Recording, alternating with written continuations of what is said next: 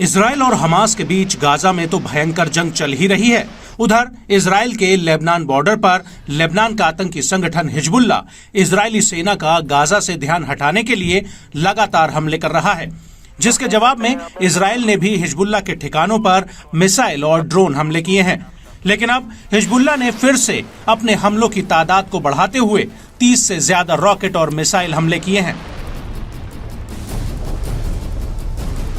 Israeli media के अनुसार Hezbollah ने इजरायली ठिकानों पर पिछले 2 दिन में सबसे अधिक 34 रॉकेट और 4 एंटी टैंक मिसाइलें दागी हैं।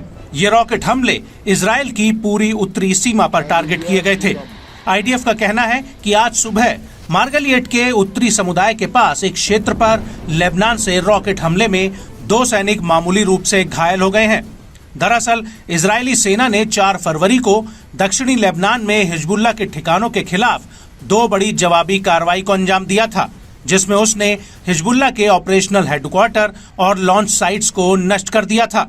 जिसके बाद हिजबुल्ला ने आज सुबह इजराइल के मार्गलिएट शहर पर ताबड़तोड़ रॉकेट हमले शुरू कर दिए, जिसकी वजह से इजरायली आसमान सायरनों की आवाज से गूंज उठा।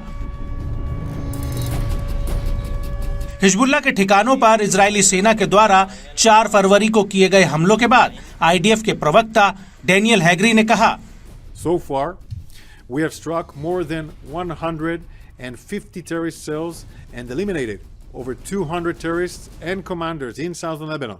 Since the start of the war, we have struck over 3,400 military targets belonging to the Hezbollah terrorist organizations across the southern Lebanon.